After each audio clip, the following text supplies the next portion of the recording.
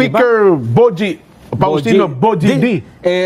Sa isang pagsusuri, lumilitaw na siyang may pinakamalaking budget insertion Ba? sa DPWH. Itong 2026? Oo. 1.1 billion. Ba, jackpot. Oo. Baka naman hindi niya alam yan. Baka naman pinasok lang yan. Isabela 6 District ito. Oho. 2.68 billion pesos dadagdag sa distrito niya. Naku. Ang dami pala, Nadagdagan nga yung mga... Insertion. Ano yan na? Yung unang bahagdan, region. Oo. Legislative district. Oo. District representative. Yes. Tapos DPW's proposed budget. Ano ibig sabihin nun? Yan yung budget niya dyan sa distrito na yan. Ayun, kasi katardinsan yun. Itong House proposed DPW's budget. Yung version ng House. So, malimawa yung kay Boji D. From 1.1, naging 3.7 dyan. Nako. Billion. So, ang naging insertions na sa kumuan, 2.6. 2.68. nako. Ibig sabihin, ang pinopose lang ni Secretary Dizon, 1.1. Billion. Pagdating sa House, naging 3.7.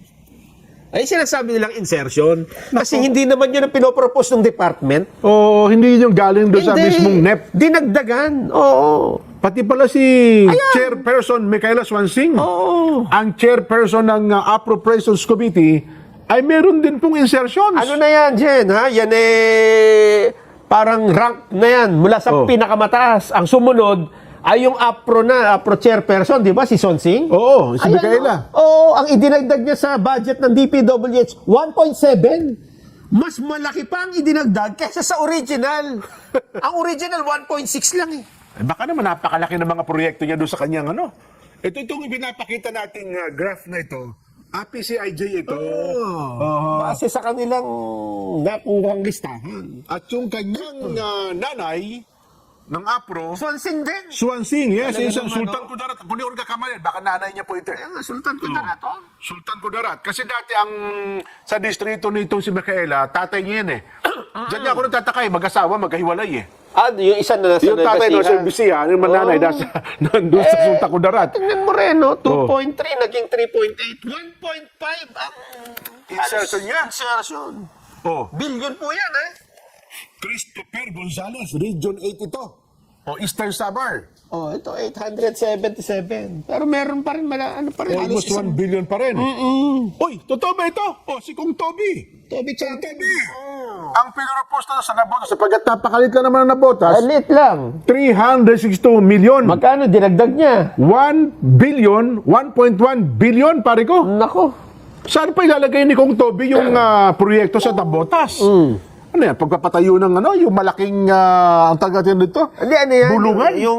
Yung nasisira kasi. Yung dike, no? Yung dike. Siguro nga. Yung seawall, di ba? Di ba, pero teka lang, di ba tinututulan ni Kong Toby rin yung mga insertions na yan? Hindi. Di ba sa tutol dyan? Hindi ako tutol dyan. Ganun. Meron nga eh, meron ako. Di ba? Di pala tutol, sorry. Tinututulan ko yung sarili ko? Sa Pangasinan, 6th District. Premisias, Agabas, Marilyn. Oo. Naku, 1.7 pare ko. Yes. So, dinagdagan niya, kanyang insertion, naging 740 million. Yung kanyang dagdag. Oo. Davao del Norte, 1st District. Uy, Di Carlo. Oo. From Aba. 4.8 naging 5.5. Pero laki nung kanya, initial pa lang 4 billion, higit. Hindi, yan Almost yung, 5 billion. Yan yung DPWH. Kaya nga, ibig ko sabihin, ano bang Nung mga paggawa nyo sa kanila, nung no? dinagdag na niya, naging 5 billion Naging 5 billion pa. kalahating milyon. So meron siyang insertion na almost 7 million. Oo, 700. Oh, 700 million. Dinagdag niya. Sa Region 11, Zamora Maria Carmen. Aba, ito ba yung yung bata pa? Yung kasama sa tag ito? Prosecutor? 2 billion, 2.4. Oo, at Naging 3.1 billion. Tapos, yung kasunod, 696 million ang kanyang insertion. at tinan mo yung kasunod na pangalan. Nako! Di na naman. At yung pangalan, Faustino Michael Carlos III. Pastino din. Hindi, anak siguro. Ay nako. 884 lang ang galing sa DPW. Naging 1.5. So, dinagdag siya ng 668 million. Sige pa. Oh. Sumunod. Misamis Oriental, 2nd District. Oo. Tako, si Imano. Oo. Vicente Imano po ito. Oo. Ang laki na pala. Initially, 5 billion. Hindi pa natuwa. Sa 5 billion, nakulangan pa.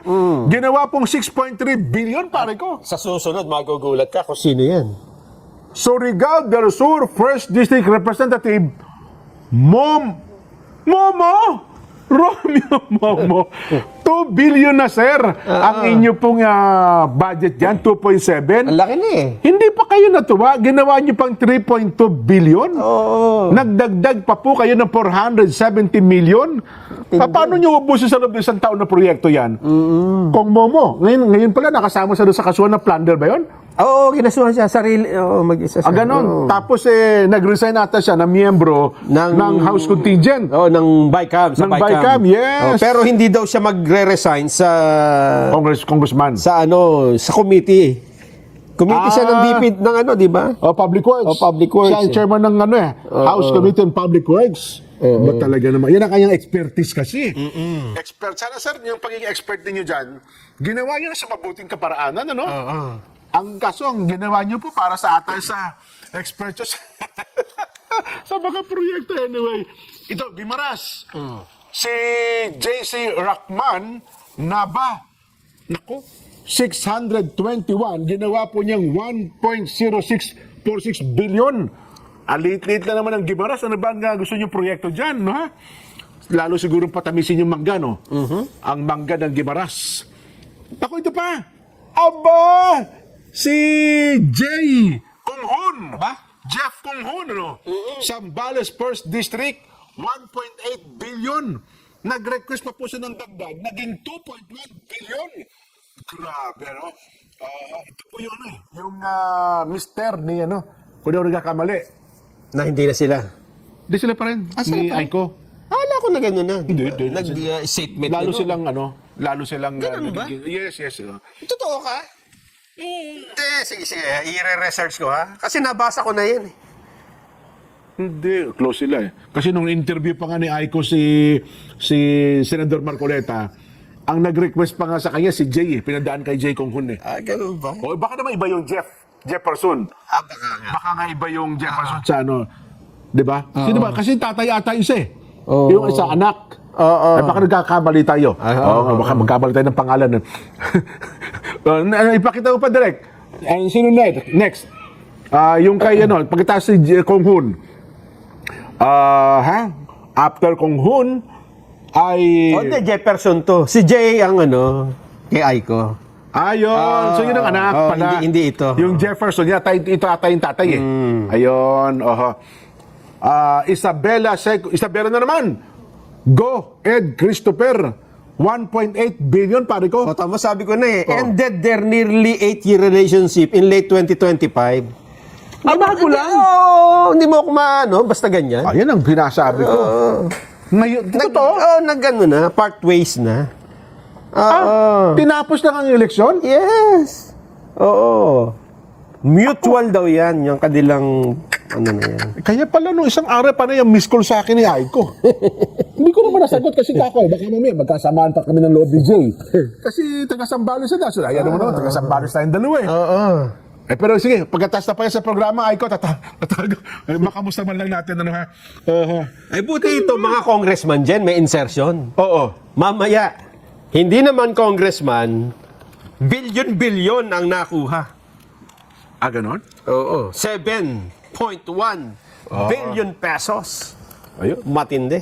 Sino yung yung last? Baka sabihin na, tapusin natin. Yung may natitira pa.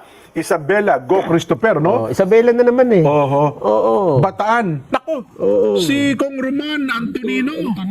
Oo. 360. So, paano ito ngayon? Kung may insertions pa rin, nasan? Bagay, again, naninindigan tayo, no? So, wala namang masama talaga sa insertions. Sapagkat yan po yung amendments. Pero, tingnan natin yung project dyan. yan. Oo. Baka sabihin na sa atin, Jen, yan ho na may patutunayan namin sa inyo na yung proyekto na yan ay ito talaga naman totoo. At paano nakalusot? Oho. Di ba sa... Mukhang... Ibig sabihin pinayagan eh. Yun na nga. Dahil mukhang yan ang pinagtalo-talo nung nakaraan eh. Kaya hindi sila magkasundo-sundo. Di ba sabi nga nung, sino ba yung congressman na hinahanap namin yung proyekto namin eh. Bakit wala eh? Nawala. Ibabalik namin sa sa national government. Pero nakalipas na isang araw, hindi na pala ibabalik, okay na. Ay,